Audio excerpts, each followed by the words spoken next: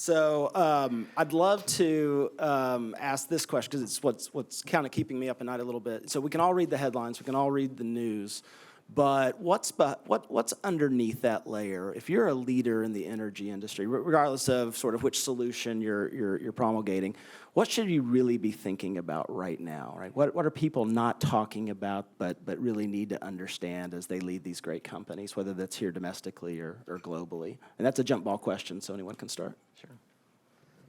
I'm happy to jump in. I think if you're a government leader, whether you're in Europe or you're in the United States or you're in sub-Saharan Africa or Latin America, you need to be thinking about energy security in a very comprehensive way, not just whether you have reserves of oil and gas, if that's what your economy uses, critical minerals, if you're on, if you're dealing with renewables, and you have to be worried about cybersecurity. You know, Ukraine has seen this loud and clear. Are your systems vulnerable to attack? It's not the old energy security. It's whether or not the system works and whether you have buffers and whether you have stocks. And that means that someone's going to have to pay for that security premium, just like you pay a green premium or any other kind of premium. And I think governments are now trying to that old ghost is back again, and now they're trying to figure out how they deal with all those contingencies and how they sell that to their publics at a time when economies are stressed. Yeah, good morning. First of all, I'm Bill Furman. I'm sitting in for Russell, if you haven't figured that out on your agenda. I'm not a reporter. But as I look at it from a provider of a critical service, the thing that keeps me awake at night beyond the normal stuff, which is what you just mentioned, cybersecurity and supply, is ultimately the cost to customers. Because we are in a dramatic change environment right now, and the cost of that will be an interesting balance between the customer, the policymakers, and the investors. And I think that balance around that triangle will be a very interesting and exciting thing to be working through if you're on the side of providing the service. One aspect that we think is really key in the energy transition is uncertainty. You can look at it from a pure commodity price perspective. Oil, the last 3 years, has been the most volatile in its history, and that's not even WTI that went negative, that's Brent. Second, there's significant uncertainty on how the energy transition plays out, which technologies, which timeline. And ultimately, uncertainty has two direct consequences on investment. It first makes you delay long cycle investment, right? Makes sense, you just wait to know more. The second is you only favor short cycle investments where you don't really have to take on that 5, 10, 15-year view of where oil demand, gas demand are going. And so the risk now is we've significantly underinvested because of this rising uncertainty. So that's the energy shortages now. You can solve them with much higher prices, which is what is occurring now.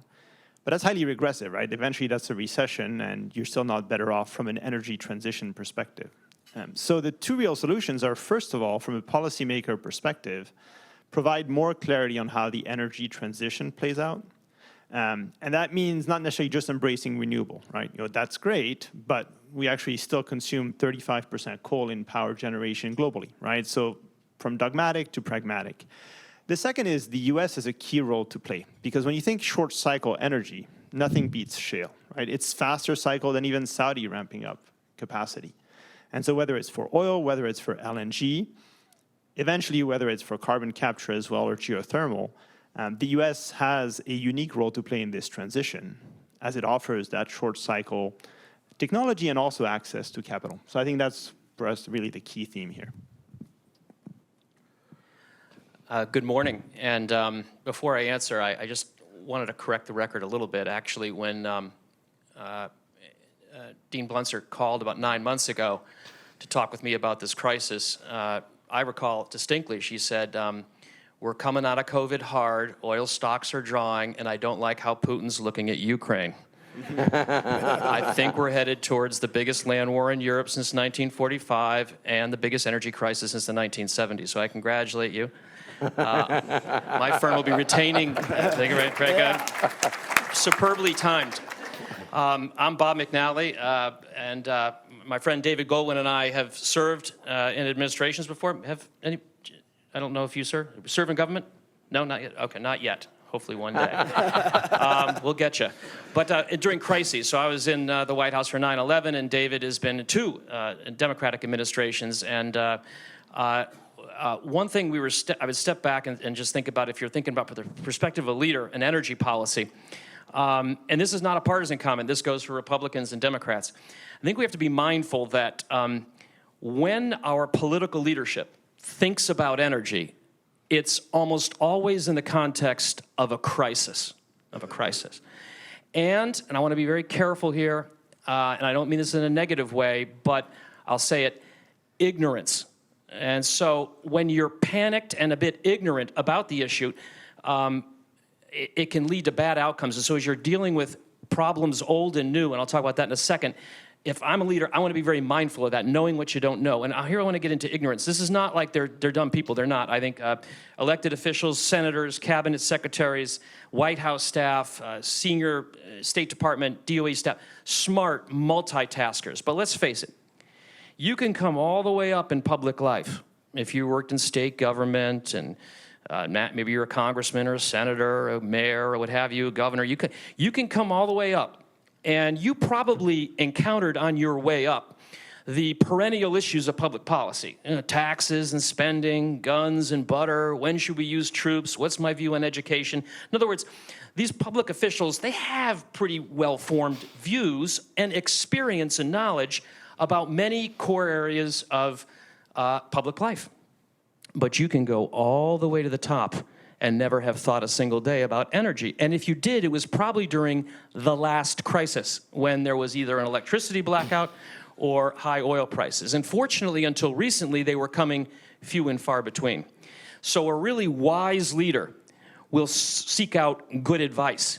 And as we confront problems old and new, and old, as David mentioned, is Russia is punching a hole into the global oil market at a very sensitive time. We'll talk about this perhaps later today. It's the biggest oil exporter in the world. And our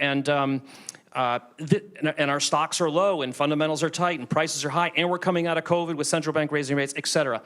So bringing sound solutions to that problem is challenging because you're running around like, oh my God, I haven't thought about this. I saw this in the White House working for President George W. Bush, the electricity crisis.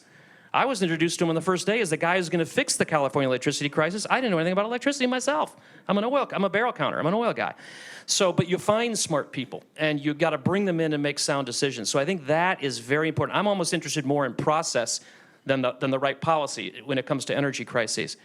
And then, as David mentioned, we have new problems, cyber threats, and so forth. And especially for those in the Democratic Party, but it should be for the Republican Party, how to reconcile your topmost energy-related public policy priority, accelerated decarbonization, with your newfound, in many cases, concern with providing affordable energy and secure energy that is the lifeblood of modern civilization, oil and gas, and to some degree even coal. So reconciling those two things. And again, you want to seek out good advice, and that's why I think TCU and this institute you're building, we need more institutes with doing independent, objective, and very astute work, great communicators. Because I remember from the White House too, it wasn't like all the wisdom was in the government. You were looking outside. So be those smart resources for the government. So, because I have a feeling these crises are going to be coming more frequently, and we're going to need you. Sorry to go on, but I just wanted to thank you very much. Yeah. Well, I love it, and there's a lot of opportunity, obviously, for the private sector business leadership to be working with public policy officials, elected officials, and actually have that dialogue and that educational opportunity. Obviously, this is an institution of education, and I want to acknowledge that about 30% of our participants today are students or recent grads. What should, from the viewpoint of a student, right, if you were similarly situated to our students today, what advice would you have for them, whether it's what to take away from today's session or their studies in general? What do they need to be paying attention to really earn the right to lead in this great industry as we look forward? Well, I'm happy to jump in again. I guess first I would say understand that this energy transition is happening, although it's at very different pathways and very different paces all over the world. You need to be smart about the entire energy spectrum. Oil and gas will be important for years to come, but it may play a different role and a different share. You need to understand the importance of institutional investors who are basically driving climate change more than any government. You know, ESG money, those criteria, decarbonization, and the push all the way down the value chain for Amazon and Google wanting to have their own net zero commitments. That's what's making all this happen. It's financial markets. It's not government. You need to understand how those markets operate and how they drive change. And I would say the third thing is, if you're going to look outside the United States, is to understand framework and finance. Because whether you want to have a gas-fired plant or a renewable plant, the issue is always, is this an investable country? Not the United States, but as a country overbroad, is it investable? Are they paying a cost recoverable tariff? Are you sure you're going to get paid? Will your contract get respected? And designing that framework is the key to obtaining the financing so that somebody wants to risk their money to let them have any kind of energy. And helping set that framework, designing it in a smart way, blending finance, this is the new world. So if you're going to operate in a government or in an oil company or in a consulting firm or in an investment bank, you need to see that whole picture, and you need to see how those pieces fit together, or you're going to be siloed, and you won't be operating at the cutting edge. If you've got a sense of that, you'll learn it on the job, but you have to understand the ecosystem. And if you understand that there is an ecosystem and how that fits together, then I think you'll be competitive in the job market. And if you get a taste of that in your education here at TCU, then you'll be as well positioned as anybody to compete in the job marketplace, I think. Great advice. Other thoughts?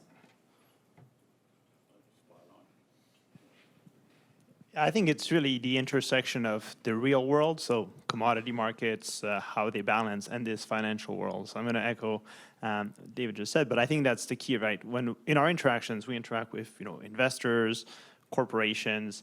What is key, we find, is the misunderstanding between, say, an equity market, which is really a 20-year view on the future, discounted to today, and then the actual commodity market, right? So ESG is great. It moves trillions of dollars, but in solutions that we need 10 years from now.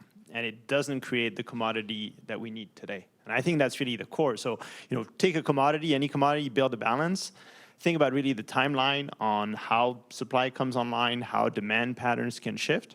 And then, pick a project and look at its economics. How does it actually work? I think you don't need to know any commodity or every commodity.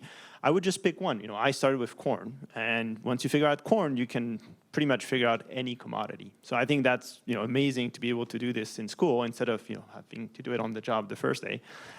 So take that time, and I think you'll find out that then you understand pretty much any commodity. I would have two pieces of advice. One is sort of for all time, and the other is specific to the time we're in now. I get that question a lot.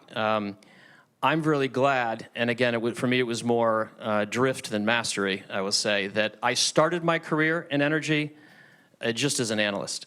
I just trying to figure out how the U.S. gasoline market worked, actually, both the fundamentals, but also how environmental regulation impacted it, oxygenated fuels and so forth. And I would strongly urge everybody to starting out, and what a great time to be starting out. Because when I started out, early 90s, it kind of got slow during the 90s. Now it picked up. But boy, you're getting in at the beginning of, we've been 15 years now into probably sustained volatility and really interesting. So a great time to get into energy. But start out, don't become an advocate. Don't try and save the world. Don't kind of push a transition or push against a transition. Learn how something works, whether it's a market or an equity market or a commodity market. Spend several years punching numbers into a spreadsheet and just figuring out how it works. Believe me, you'll be a better informed advocate or leader, whether you're in government or private sector, if you've done that work. So I really caution folks. And that gets to the second point today. We're in an unusual time, not only hyper-politicized. I mean, energy was really not that political for the beginning part of my career anyway. We had a few issues, ANWR and things, but it's become hyper-political now.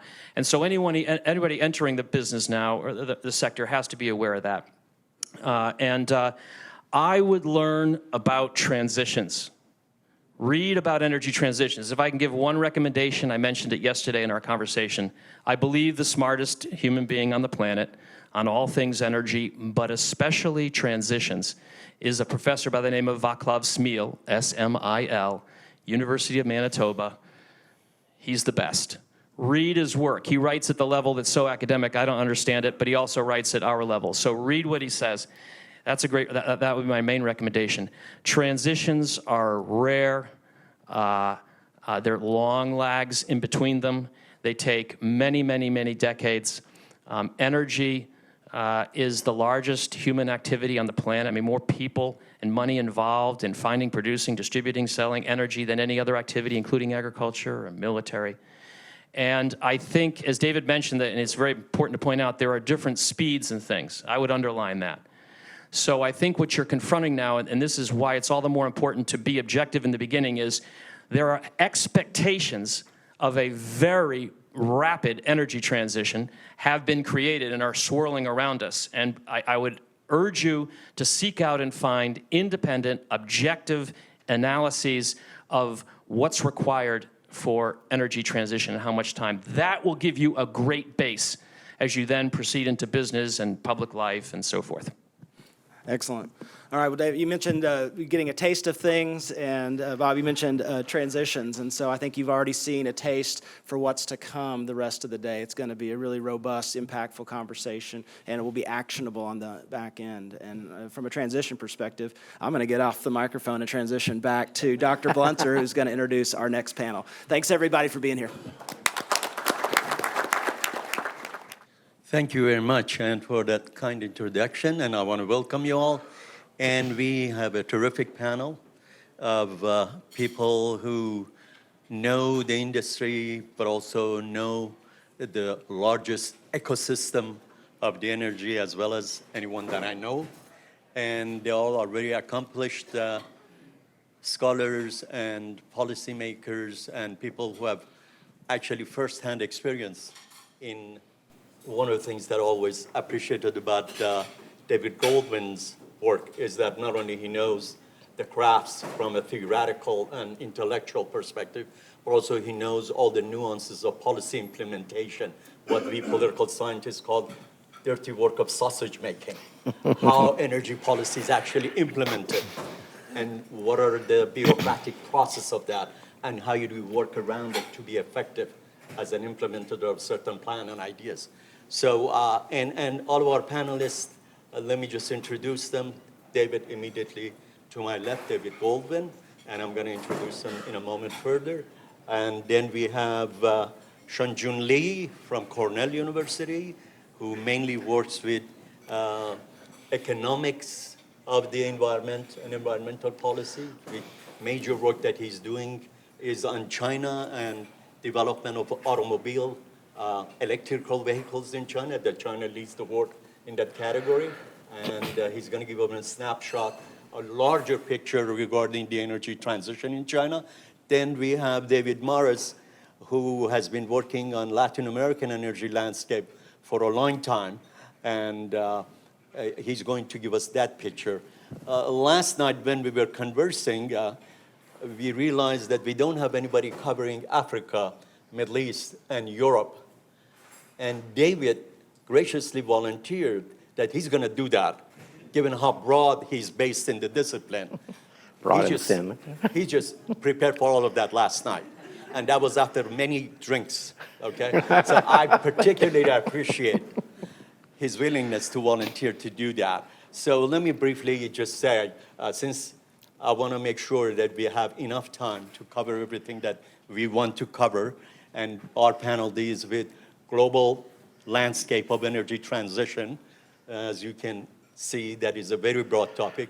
We're trying to make sense of it as much as we can in short amount of time that we have. But we also want to allow time for question-answer period for about 15 to 20 minutes, so we get all of your questions in as well. But also I have some questions of my own from our panelists to develop some of the themes that they talk about in more detail, so we all get a better appreciation of complexity and nuances of some of the issues that are being discussed here today. So I'm going to be very brief. As I said, they're very accomplished. Long resumes and bios, I'm going to be very brief. David Goldwyn is the president of Goldwyn Global Strategies and is an advisory consultancy chairman of the Atlantic Council Global Energy Center. And he also previously worked for the Department of Energy, for the State Department in leading capacity to formulate energy policy of different administrations. And he's also is very accomplished writer. I have read some of his work and also have appreciated the fact that he brings the different threads together to give us the larger picture of what's going on in the landscape of energy, nationally and internationally. So I give the floor to David. Great, thank you, Manochehr. Thank you for the kind and boozy introduction you gave me. It's a pleasure to be here at TCU, and I really congratulate you all on the Energy Institute and on having the vision to have this conference. And it's great to be here with colleagues. We've been in panels before on the World Bank, Manochehr and David before, and it's great to meet Shanjun as well. I want to make 4 points to you this morning about the energy transition. The first one, as I mentioned before, is that it's happening, and it's not happening because of governments. It's largely happening because of markets. But the energy transition means very different things to very different countries. Largely writ, it means decarbonizing energy systems.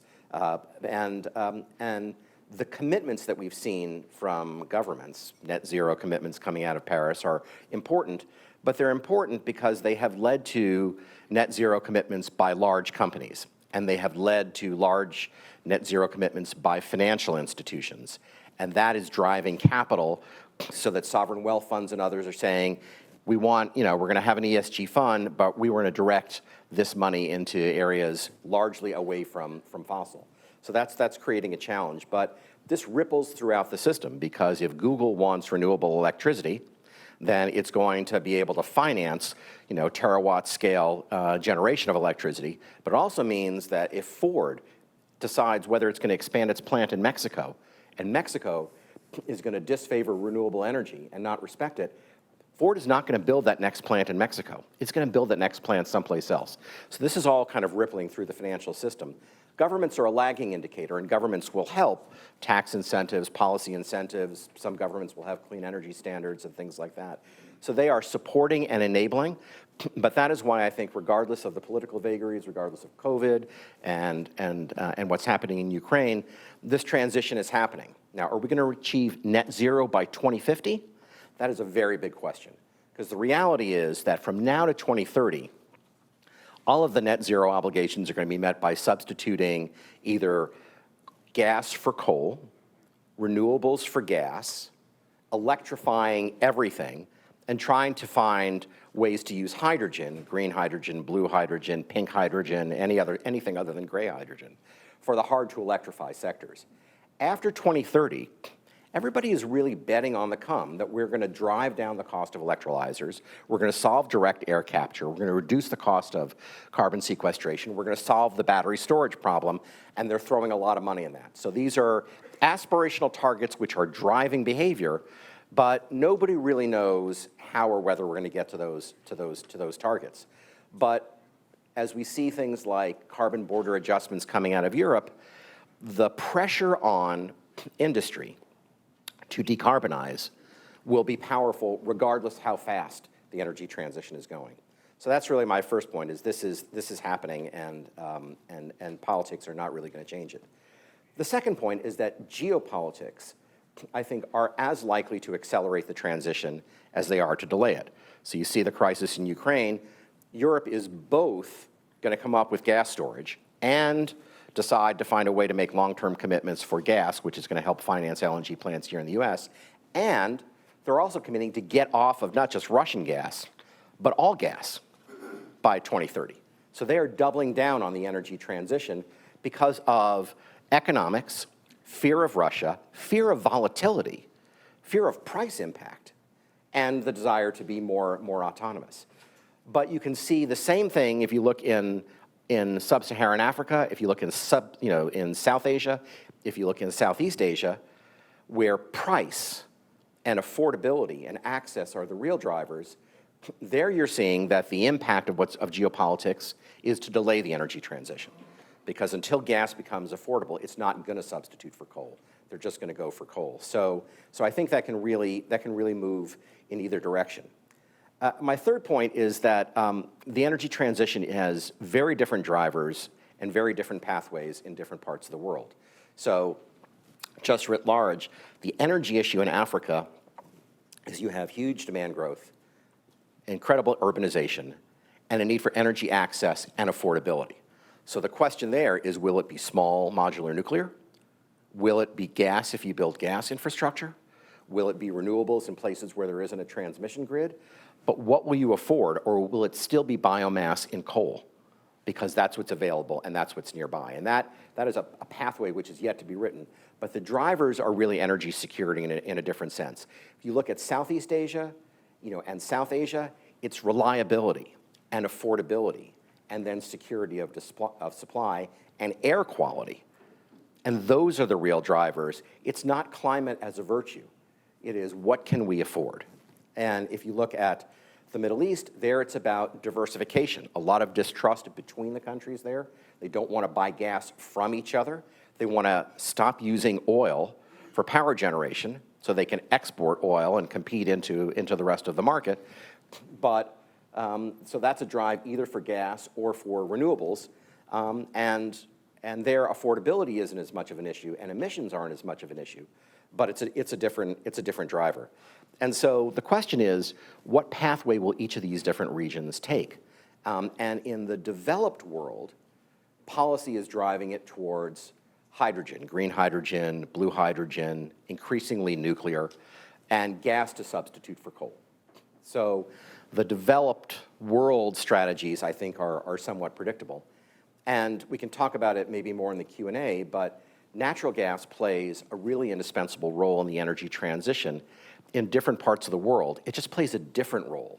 Sometimes it's baseload, sometimes it's backup, sometimes it's hydrogen. So I think there are very different pathways there, and it really remains to be seen how that's gonna take place. So the reality in terms of predicting how the energy transition is gonna go really depends on the government commitment, the money that they have, and how people are navigating the economy. So if you ask yourself, is there opportunity here for the U.S.? I would say there is, because the way the world is developing, the low-cost, low-carbon, low-risk supplier of, you name it, critical minerals, oil, gas, parts, is going to be the one who competes the best. So Japanese buyers, Korean buyers are going to want to know the carbon footprint of your gas. If you can measure that, and you are the low-cost supplier, then the U.S. is going to be a much more desirable supplier than Russia, because it has a lower carbon footprint. The same may be true of oil. People are talking about, the UAE is talking about net zero oil exports. Now you want to drill down into that and see how they're actually scoring that. But this is the way the world of trade is going to work. So I think the U.S. has great opportunities to be an exporter of hydrogen, to be an exporter of low-carbon hydrocarbons, as well as to be an exporter of renewable energy technology. But I think as we try and navigate what's going to happen, the questions we're going to deal with later in the discussion, which is what are the frameworks in these countries and how will the financing work, are really going to be indispensable, because nobody has really figured that out. And so you've got the fast speed world, which is the developed world, and then you have the highly uncertain world, which is in the developing countries. And if you are going to rack and stack who's made commitments, very few countries that have made commitments have them codified into law.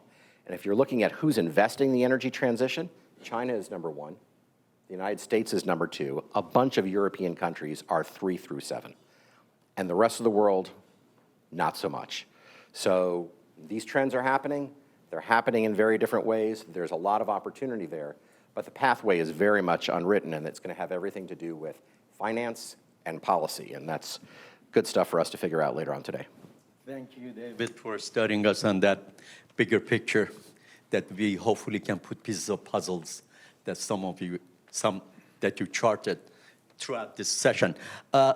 I believe that what's happening, Russian war in Ukraine, is going to be about the future world order and who's going to shape it at the end of the day, right? Are we going to have a world that's going to be shaped by Putin and his world vision, or by democracies in the United States, West Europe, who are pushing back very strongly against Putin, and he miscalculated badly? I wondered if you could share with us your insight on, from the energy angle, and we were not surprised that Putin tried to use energy, weaponized energy, to use it to extract political concessions from Europeans, from United States, et cetera. And what can we do to use this crisis as a leverage to push the energy transition forward? Because there is, on the one hand, acceleration on the part of some Europeans that we're going to double down on renewable energy. On the other hand, there's a deceleration that some are backtracking, going back to fossil fuel. So what do you see the impact of this crisis to be as we move forward? For me, yeah. Please, yes. Well, I think two. I mean, one, I think it's been a real reminder that there's the word transition and energy transition, and the transition means it has to be affordable. So the skyrocketing prices of energy right now, have been a wake-up call to governments that you're going to have to manage this transition and make energy affordable if you're going to get to the other side. I think the second takeaway from this is that gas is a strategic commodity in a way that I think was underappreciated. So you see Europe building stocks. The U.S. doesn't have that problem, other countries as well. And we've got to figure out gas security as well as oil security.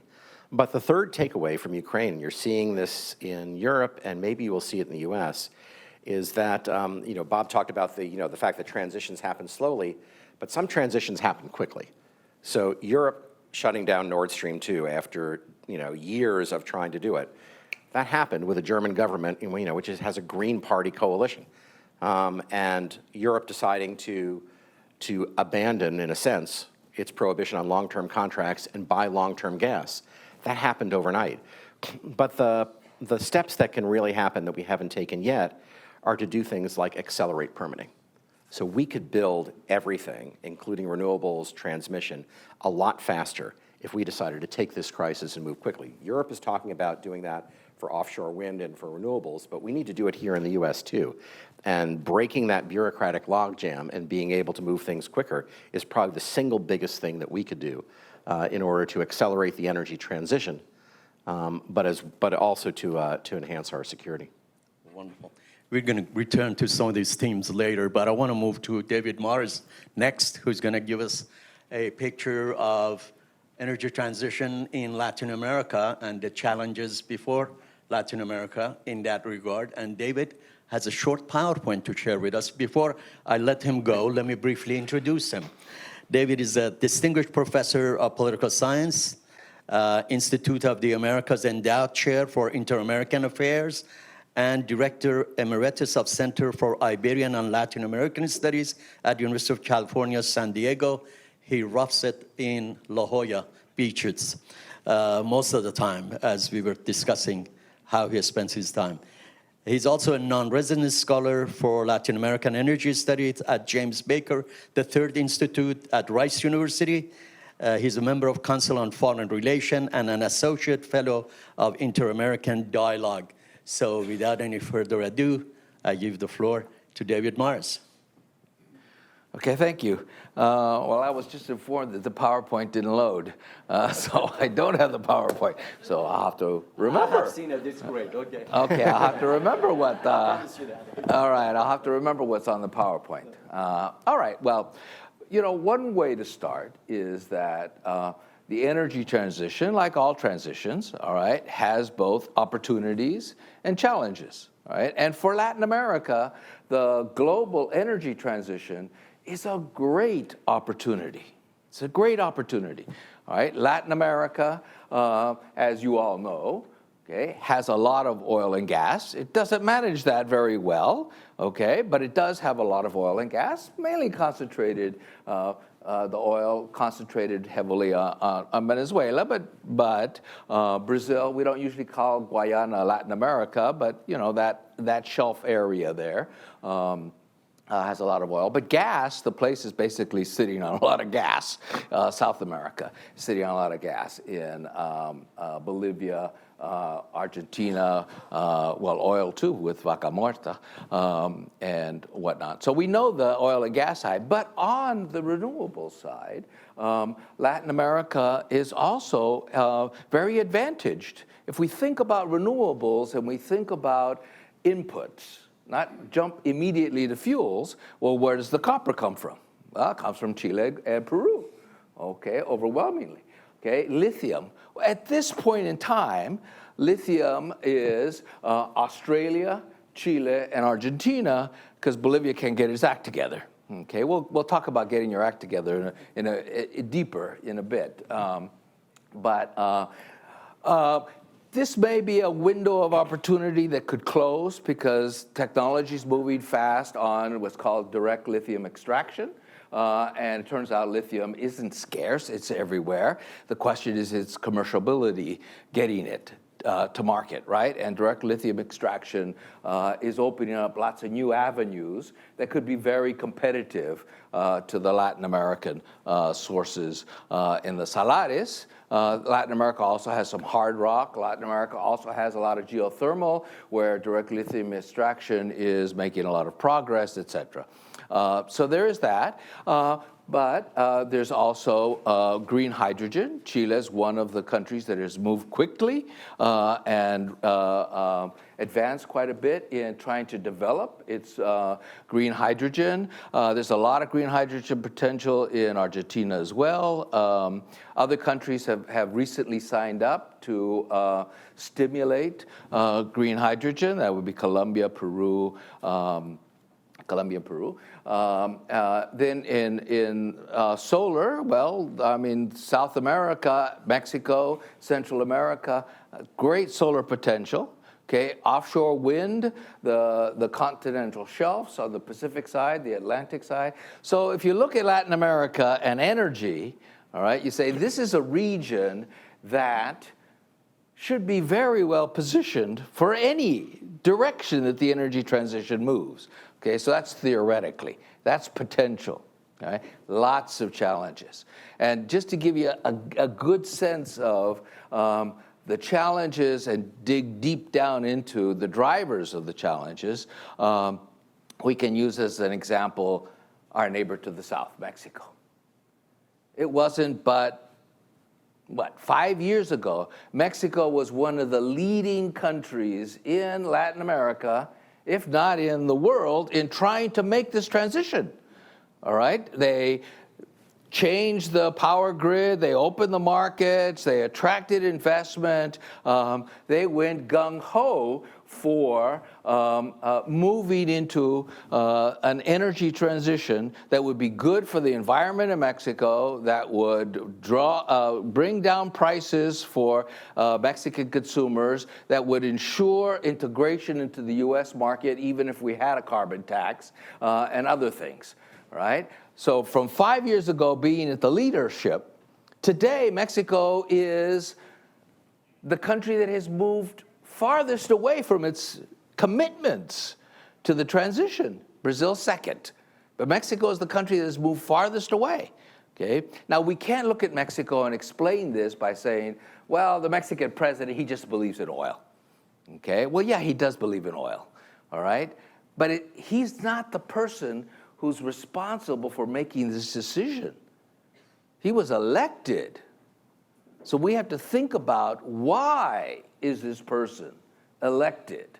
Okay, why is this argument about a future energy scenario in Mexico being supported? Okay, it's not being supported because Mexicans think that we just have to go with oil because we are an oil-producing nation. No, it's being supported because energy is one thing in a national project. And the problem with the Peña Nieto government that brought us the energy transition is that it was a corrupt government. It was a government that didn't care about more than half of the Mexican people, okay? And AMLO came to office saying, I care about you, and I'm going to deal with the corruption. Now, whether he does it or not, the important thing is this is what got him elected. So you can't think of energy outside of the general politics. You can't think of energy without understanding the political institutions within which policy is made. So as what David was saying in the earlier panel, you got to put things in their context. And I'll finish here. So I think, if we look at Mexico, we can understand the changes in Venezuela. We can understand the changes that might be coming or might not. I actually would bet against dramatic changes in Chile, despite the change in the political affiliation of the president, of the new president, because the institutional structure is very strong there, even with the new constitution coming. Yeah, we'll just finish off there by saying great opportunities. ESG are the issues that are going to determine at the upfront level what's going to happen in each of these areas. And deeper beyond that is Latin America has to solve its inclusiveness problem across countries and its credibility issues which are related to the rule of law. Thank you, David. My question is twofold. One is, what are some of the obstacles to, let's say, production and then export of lithium and copper that you foresee? And then second, picking from the last point that you made, how do Latin Americans would feel that lion's share of lithium and copper that they have under their soil is going to go to Europe, for example, to feed European energy transition? This you raised in your PowerPoint. Yeah. Okay. Yeah. Yes. Okay. So the first question. The obstacles to the development of the expanded production of lithium and copper. Those are related to the old issues of mining in Latin America. They're basically environmental, social, and governance obstacles. We know how to deal with it on paper. Okay, what we don't know how to do is transition from paper to the actual policy, which isn't just government. It's government, it's companies, and it's local communities. And a lot of work, as you all know, because if you're in the mining sector, including oil and gas, all right, you have to deal with communities. And we know that's problematic, but we know we're making progress, all right? We're making progress in how to bring communities in a way where they can understand that the benefits can be there, but there's got to be, nevertheless, a profitability to the project that has to be respected. And that gets to the second question that you asked about extraction of lithium and extraction of lithium. feed European right. transition. Yeah. The lithium and copper, all right, is not going to be the same thing as, say, oil or gas for Latin America. For Latin America, they consume so much oil, they consume so much gas, all right? There are countries, you see a little bit of this in Mexico, where the sense is, well, if we're not using if gas prices are high in my country, it's because we're exporting it, all right? So that has a political discourse that is viable in Latin America. But you can't do that with copper, and you can't do that with lithium, because Latin America doesn't use very much of its own copper, of its lithium. The question is the result of the wealth that is generated from that. And ideally there, what we'd wind up doing is having more inclusive governments and more of the revenues that are generated through the export of this going to public goods, not just partisan payoffs or corruption. Now, that's a bigger project than the energy transition. That's a political system transition, and some countries are working on that, all right? So when we talk about Latin America, we have to remember there is no Latin America. Costa Rica, Uruguay, Chile are doing extremely well, okay? Their rule of law setup is excellent. They are moving ahead on the energy transition as well as other things. Other countries are not doing as well. Then there are countries in the middle that go back and forth. So it really goes back to what David said again in the morning. Everything has to be contextualized. You have to think about, in this country, at this particular moment, all right, what are the dynamics that are driving the context within which these resources will be developed or not be developed? Thank you, David. So we'll go to our third panelist, who is Shanjun Lee, who's a professor of applied economics and policy, and he holds the Kenneth L. Robinson Chair in Dyson School of Applied Economics and Management at Cornell University.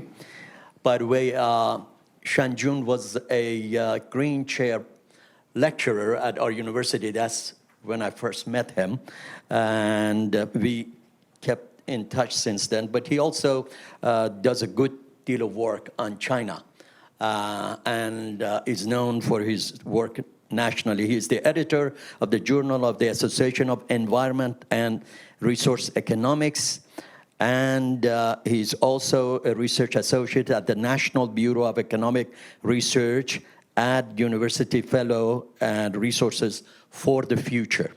So without any further ado, the floor is yours, Shanjun, please.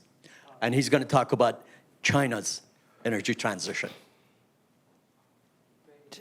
Thanks so much, Professor Dorraj, for the invitation, for the nice introduction. I was here a few years ago, really enjoying my time. So when Professor Dorraj reached out to me about this, I said yes very quickly, because I know this will be a great event, especially looking at the panelists and talks today. I'm really excited to be here. And for me, as a professor in a university, I look forward to this type of opportunity where I can meet with a lot of people from industry, from government, and people in the trenches, really to learn and to actually develop research questions. But I also hope, place some of a doctoral student, hopefully at TCU in the future. But David did great without slides. I have to use slides. I'm glad I have slides here. So let's talk about China's energy transition. And David really earlier mentioned different countries really have different pathways, different drivers for energy transition. So let's look at China just a little bit. Really to contextualize the energy transition in China a bit better, I would like to present two sets of facts. And these are well-known facts, and a lot of you probably know these really, really well. But I'm going to put them together, because when I say these numbers every time, it really kind of amazes me still. So during the last from 2016 to 2020, China accounted for about 25% global energy consumption, 27% of carbon emissions in the world, and 50% of world's steel production and cement production, as well as using 50% of coal in the world. So this is really big numbers, right? And fossil fuels accounted for 85% of China's energy needs, with coal accounting for 60%, oil 20% mainly from the transportation sector, but very little natural gas, 3-4%. So there's really good opportunity for us to think about. really think about collaborations between China and the US. So this is first set of facts. And then there's this second set of facts. So China has been a leader in wind and solar. So in terms of their renewable installation, wind solar installation, they account for over a third of renewable capacity in the world. Over 40% of EV stock in the world are in China. So these figures are from a recent report by IEA. It really shows kind of how big China's role is in this space. So these two sets of facts, right? This really highlights this multifaceted reality of energy transition in China. On the one hand, China really has made great strides in pushing decarbonization. But on the other hand, there is a long way to go, right? And here it lies opportunities and challenges as well. Right? So David talked about kind of the drivers. If you look at across the world, there are different drivers across different regions in the world about energy transition. Right? For China, it has to balance the need for continued economic growth. China is not yet a developed country like US or European or EU countries, but still is an emerging country. Right? So it still needs to grow. People still need to, actually drive more, use more electricity as income rises, right? So the demand for energy is going to continue to rise. There is strong pressure, right, on that side. At the same time, they need to really also balance local environmental challenges and global. You mentioned, that as well. Think about China. I mean, this transition was driven by as much global environmental concerns as by local, probably even more by local environmental concerns. We all know that countries like China, India, they are facing really serious local air pollution problem. As income rises, right, the demand for air quality increases. So there is actually pressure for the government to do something about it. As a result, China has implemented a series of policies in the past decade also to try to control for air pollution. I don't know how many people travel to China frequently, but if you look at the air quality changes during the past just really 6-7 years, it really, the improvement has been so dramatic. Just to give you an example, the reduction in SO2 concentration in the air has been reduced by 40% during a matter of 5 to 6 years. And that took United States 20, 30 years to do. And a big part of that is this energy transition process, right? That really has been helping local air quality. But in terms kind of different pathways, right, that we are talking about, China is really using a kind of all hands on deck approach, really a comprehensive policy framework. For example, moving forward, China has already pledged in 2020 that China is going to peak carbon emission by 2030. In 10 years, they are going to peak their carbon emission. Remember, there is strong need for their growth. So there is pressure for increased usage of energy. But at the same time, they're also pledged to achieve carbon neutrality by 2060. So how do we go from today to these points, to carbon peaking to carbon neutrality, right? And they've been doing this using this really interesting strategy, development strategy. This is called 5-year plans. Every 5 years, there is a centralized plan from the highest level of government that, of course, take inputs from local government, from all stakeholders, and develop a national plan and use that to guide economic development, energy issues, all kind of issues during the next 5 years. And this also allowed them actually to think, to draw lessons from the past and to do course correction. So just very quickly, in the next 5 years, right, 2021, 2025, this 14th five-year plan, they are going to try to reduce energy intensity by 13%, carbon intensity by 18%, and reach a 20% share of non-fossil fuel. So this type of a comprehensive policy framework are in place, and they are going to rely on all types of technologies, all type of policies, and to address really energy transition in different sectors, which I'm happy to talk more in a little bit. But let me stop there. I know I only have 5 minutes for the brief introduction. So. Yes. My question is twofold. The first part of it is addressed to you. The second part is addressed to all of our three panelists. First, I'm wondering, I know that you've done a lot of work on electrical vehicles and Chinese government playing a leading role in that initiative, globally speaking. Where does that come in this scheme of, let's say, meeting the goals That's right. that you said every 5-year plan sets out, that we want to achieve this goal by this time period? Where does that come in? Right. So it's really a great question. It's really a example that can kind of highlights this process of energy transition, the opportunities and the challenges as well. As we know, that China now is by far the largest automobile market, accounting for about 30% of the global automobile production and consumption.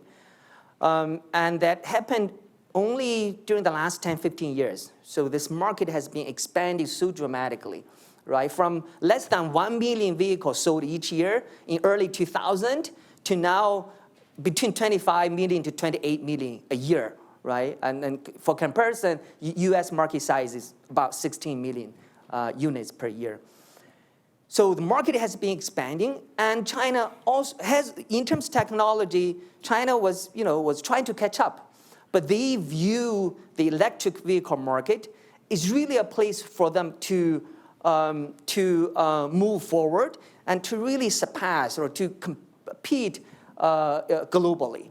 So they have really invested heavily in this industry, from subsidies, from support for R&D, subsidies for production, for battery production, for EV production, and also subsidy directly to consumers for buying EVs. So as a result, China became the largest EV market in 2015, surpassing the US, or the US started as the biggest market.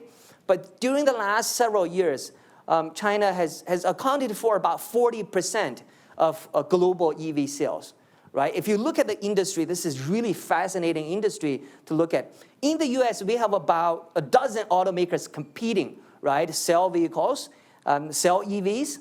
In China, there are over 60 automakers that produce electric vehicles. Some of them are recent startups that just produce electric vehicles.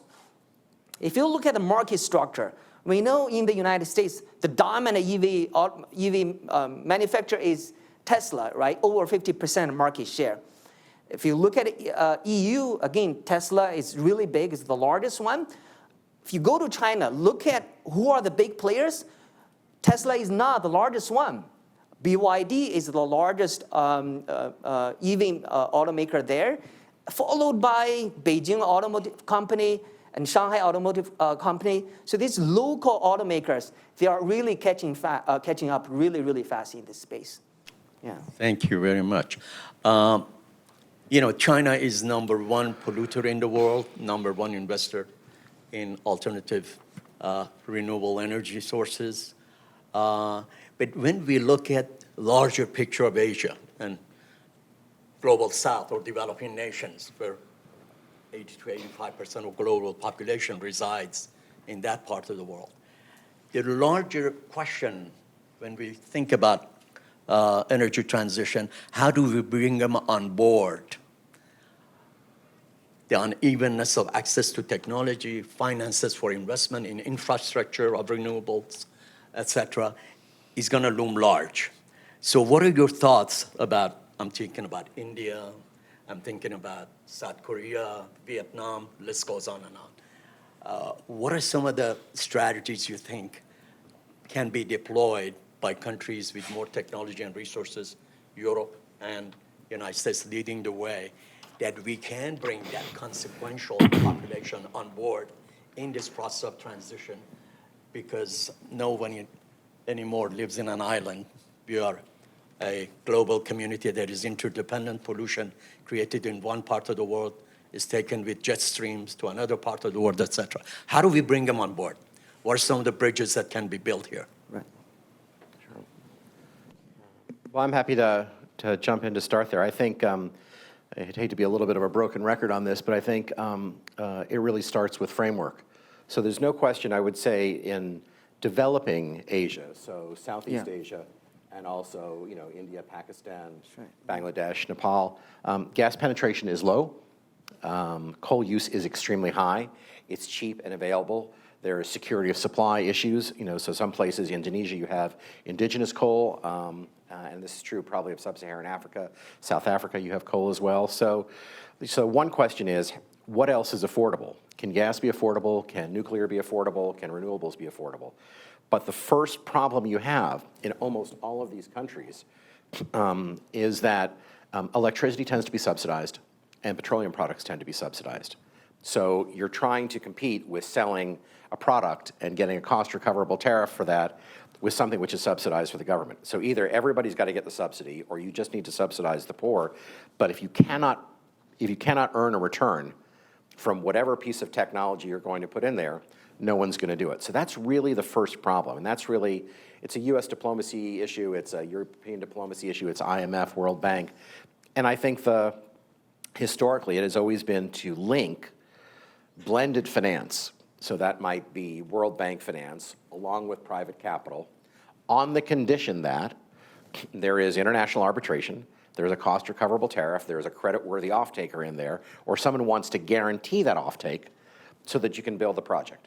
And if you can get a beachhead for that in Southeast Asia, you can build from there.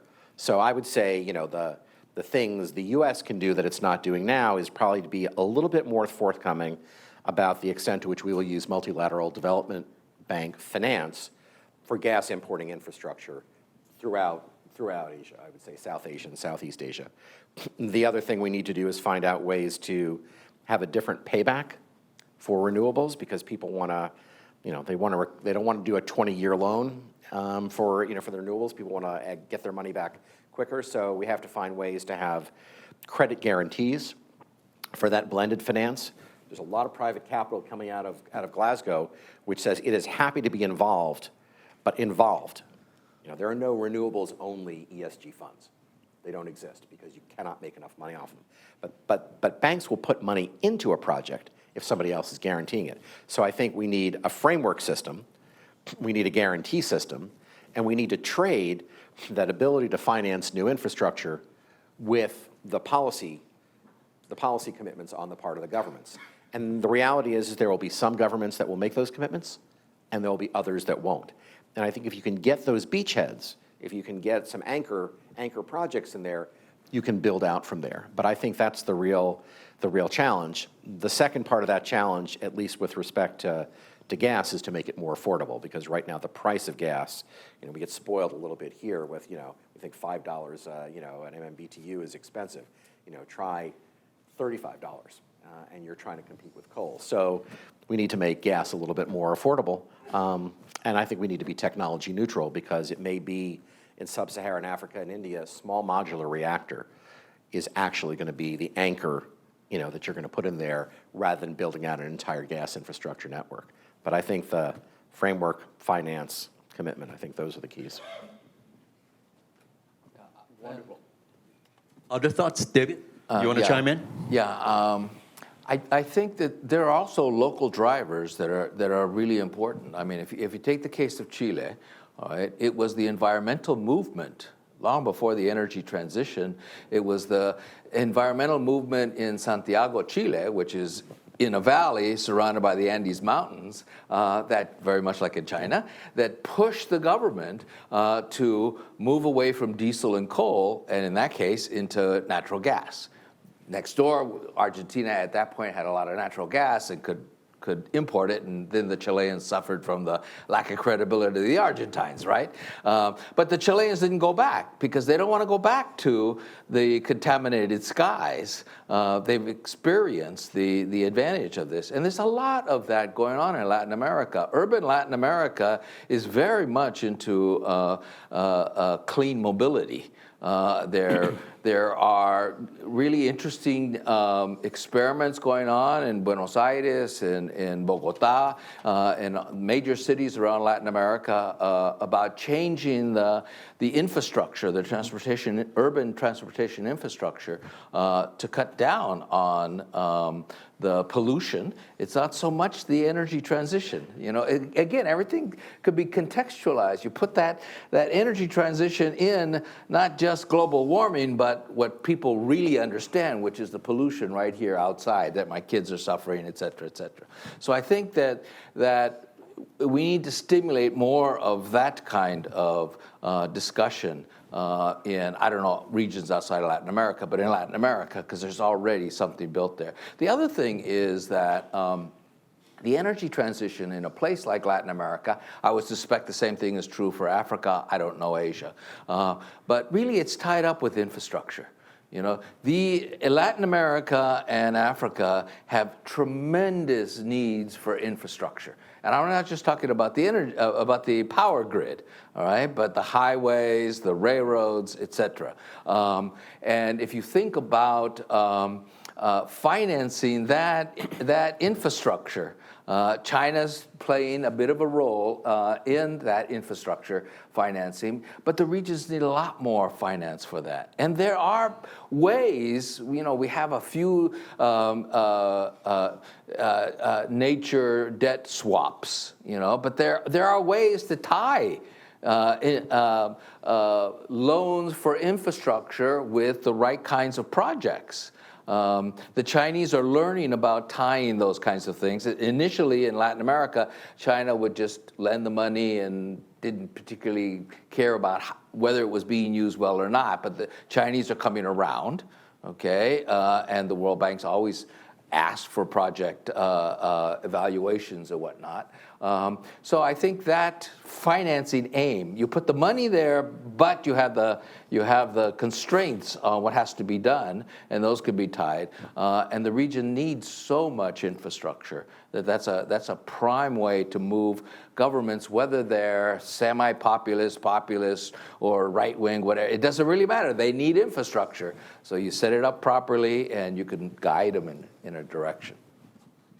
Thank you. I'm going to ask a last question from Shanjun, and then we're going to throw it to the audience to ask questions and comments from you all. One of the things that struck me, and you're absolutely correct, I was teaching at Shanghai International Studies University in the summer of 2015 for 2 months. And every day the weather looked, it's overcast, it's going to rain. When the first week went by and it didn't rain, I asked the Chinese colleague, why doesn't it rain? He said, well, it's not overcast, it's haze. I said, what? It's haze, it's pollution. I said, okay. And then immediately I began to miss Texas blue skies. And I said, I would never take that for granted anymore. But when I went back, and I saw the sky 3 days in the 2 months that I was there, clear blue skies in Shanghai in 2015. I went back for a conference in 2019. I was there for about 8 days. And I saw blue skies 5 days out of 8. That was major progress. So you're absolutely correct. One of the things that Xi Jinping, the leader of China, a few years ago, gave a speech, and he said, what kind of emerging superpower are we that our people are suffering? And according to some of the British journals that I've read, about something like 8 million people have died because of direct or indirect effect of air pollution in China, that we don't provide a better quality of air for our people.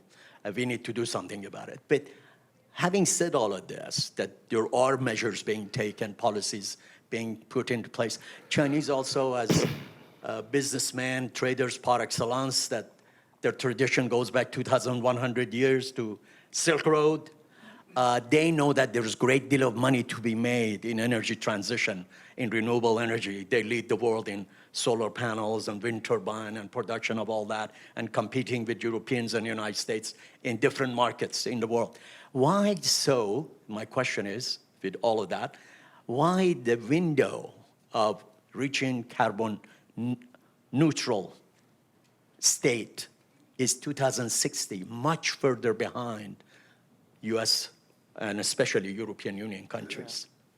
Yeah, no, that's a great question. And just to kind of to confirm what you observed, my parents still live in China, the northern part of China, heavily rely on coal. So I often call them and ask them, how's the weather, but how's air pollution actually? And to confirm, indeed, that's the case. I mean, air quality improvement has been really, really dramatic. But so China, again, it needs to balance this really competing kind of incentives or forces, the need for continued growth, right? But also the need to address this environmental challenges. And also energy security is also a big factor in China's decision for decarbonization, right? But 2060, US is 2050, and India recently announced just during the last United Nations Climate Conference in Glasgow in December or November last year, they announced they are going to reach carbon neutrality by 2070. So these countries are making different goals, because they need to take into account their domestic economic condition as well. But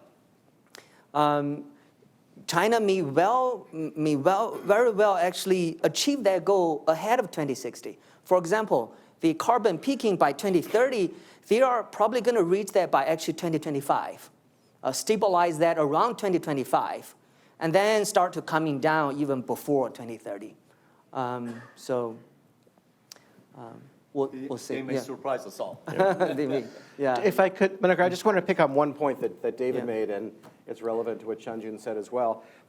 When we think about sort of the energy transition in Latin America or in Africa and Southeast Asia, you can think about it, what will it mean for their economic growth or what will it mean for the climate? But there's a geopolitical element to it too.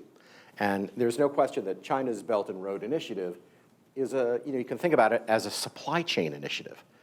Building infrastructure in other countries to transport resources to ports to be able to move them to China. Yeah. It's also a job export infrastructure, which is to be able to, to build technology in other countries.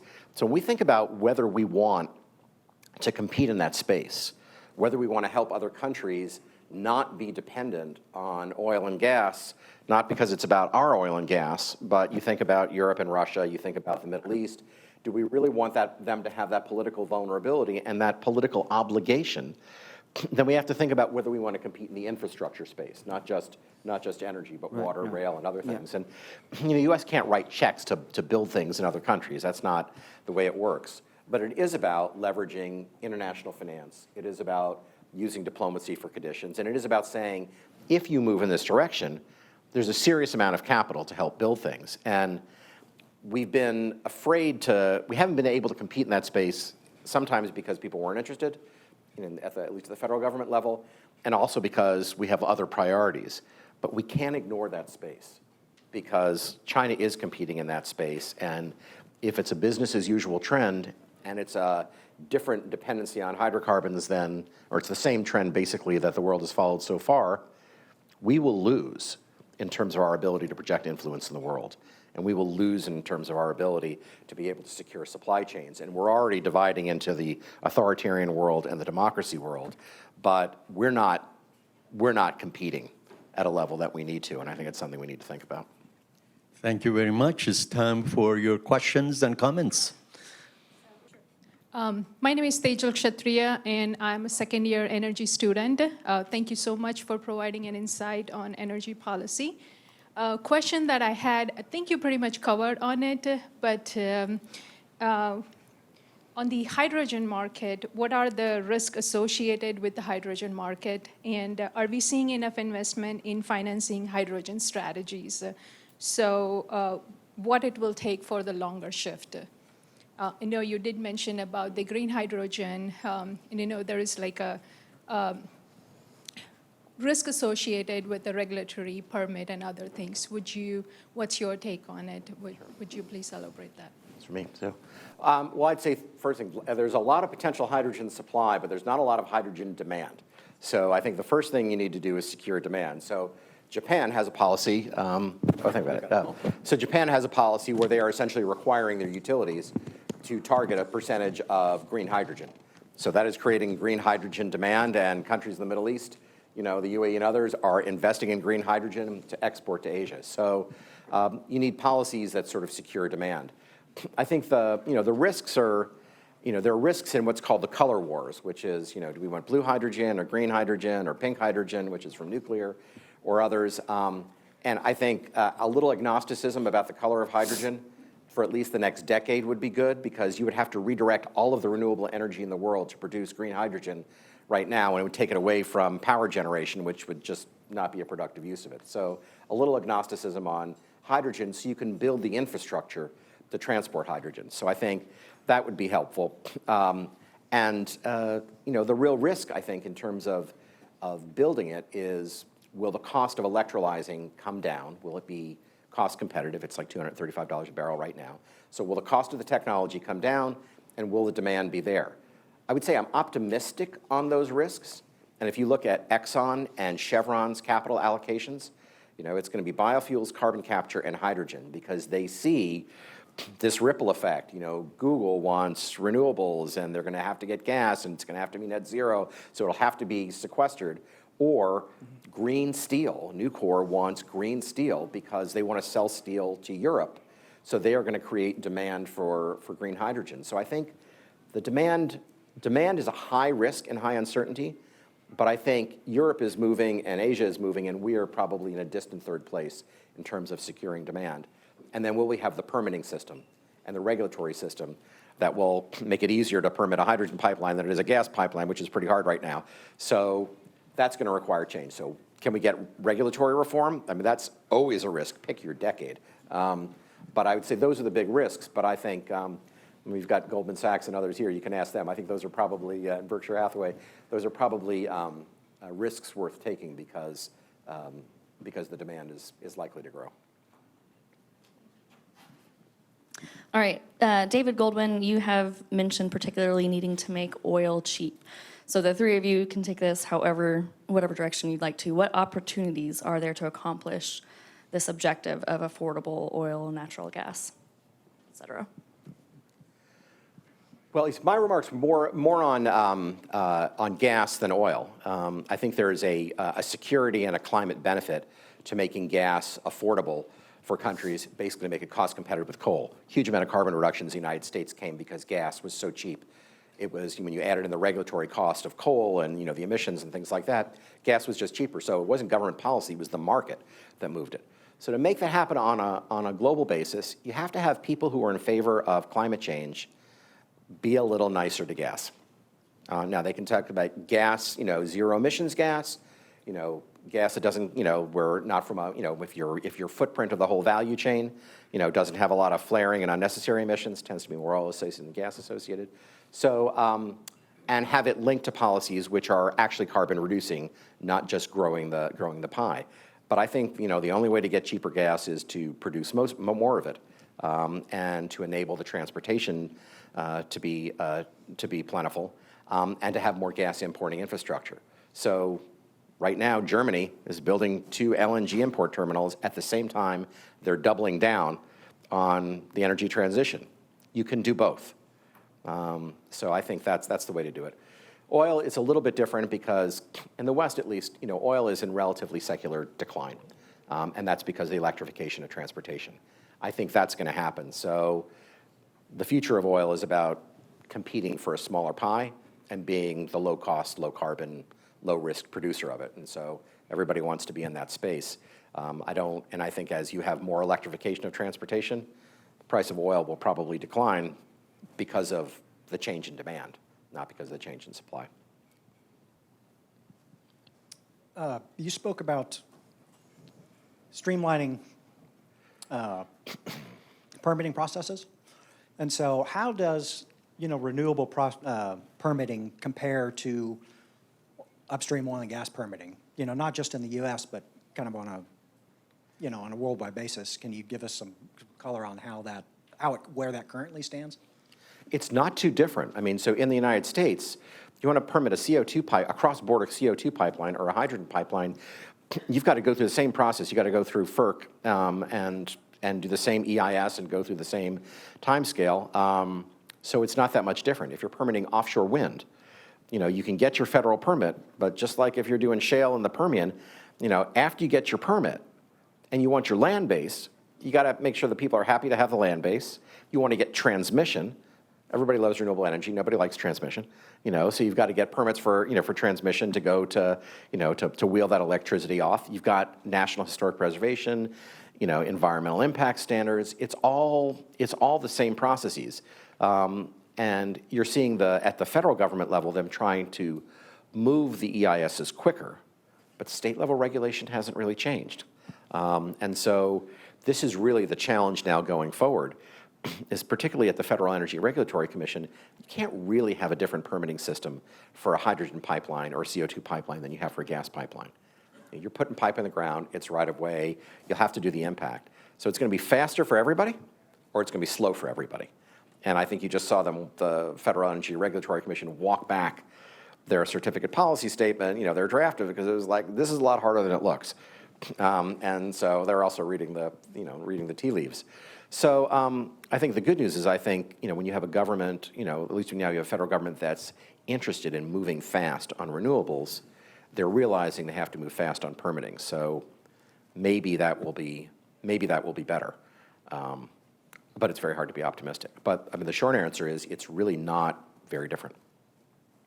I hate to seem like the heretic in the room. I am in the oil business, by the way. Is carbon neutrality a realistic goal, considering the scope, the range, the amount of cooperation that's needed over such a long-term project? And I refer back to, we went to the moon in 10 years with a challenge, and we're talking 20 to 50 years right now for all these different countries saying they're going to do that. Most people in this room will be dead by then. So, again, I hate to sound like the heretic, but is carbon neutrality a realistic goal? A lot of young people in the room, but but you're not talking about carbon neutral oil. You're talking about basically the net zero commitments. Is that possible? Yeah, the whole net zero. I said at the outset, I think there is a lot of low hanging fruit right now. There is coal to gas, which is a significant reduction. You do that throughout Southeast Asia and South Asia, you'd have dramatic declines. So you've got existing carbon sequestration technology. So that's certainly a possibility. You've got a dramatically dropping cost of renewables. So utilities are moving to renewables because you pay the capital cost, the marginal cost is zero. It's just better business. It's more reliable. So there's a lot of low-hanging fruit. None of it gets you to net zero by 2050. But I think policymakers are honest about that. It is betting on the come that between 2030 and 2050, the billions of dollars that are going into, sort of the sun shots and the earth shots and direct air capture and all of those technologies and bringing down the cost of hydrogen are going to pay off. So 2050 is a long ways away.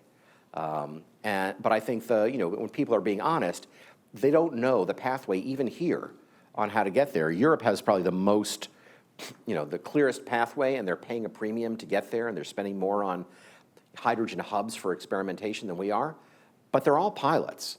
So, the honest answer is we don't know, but if you don't set the target and you don't create the incentives and you don't make the R&D investments, you'll never get there. If I was going to am I going to bet my retirement savings that we're going to be net zero by 2050? Maybe I'll put 10% on there. I'm not going to bet the whole thing.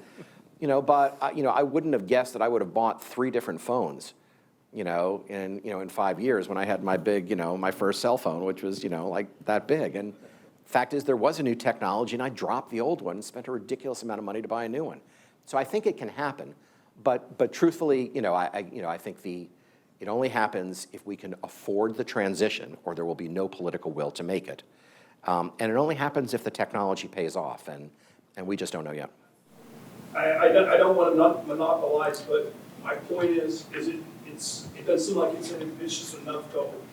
You know, it took World War II, it took the, mission to the moon, to make these giant transitions, to make that transitional leap reduced so that it was a bite that we could handle at a time. When you sit there and say, 30 to 50 years from now, sure, yeah, that can happen. Of course we'll do that. We'll be better people not doing it.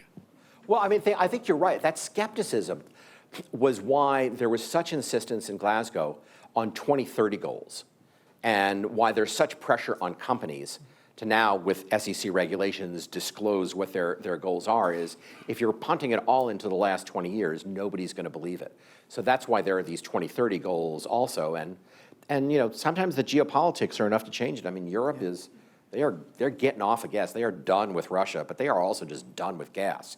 So they're going to pay a lot for that. That was enough to motivate them more quickly. Hi there. Take two at once. Okay, we'll take two, okay. All right. So, I've spent most of my career in the oil industry, and I've been looking at the, how the Paris Agreement, has evolved with all the countries making all their announcements, and I've been wanting to get your perspectives on this. It seems like there were a lot of announcements made, but there was a little cynicism about a lot of countries making these announcements that we are going to do this and that. So what I wanted to know from you all is, you would think in an ideal world that all these countries working together would really bounce off ideas from each other, and we would get to these goals in an ideal world. But then you do mention that all these areas are working on their own pathways depending on their own geopolitics and their economics and their situations. So how do you expect this to play out?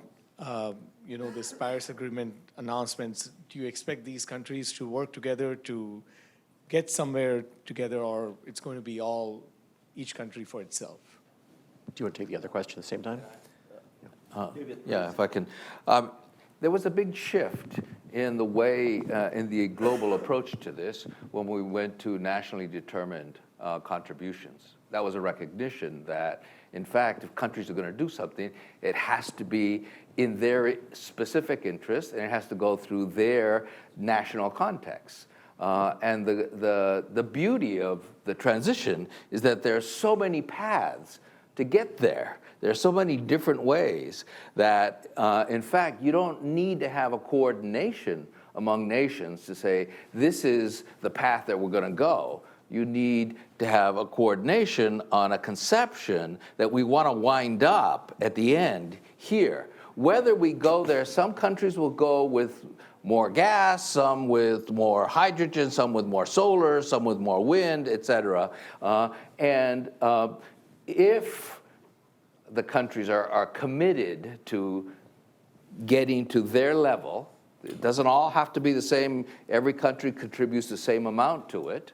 All right, but if all the countries are committed to getting there, they get there by different paths, different levels, but the end result is that at a global scale, we've accomplished, whatever it is that we've decided we want it. The targets are going to change over time. It's not just 2030 and 2050, but we're already beginning to see that we're thinking about how to measure things, changing the baseline and whatnot so that we get there. But wherever we get, there are different paths there.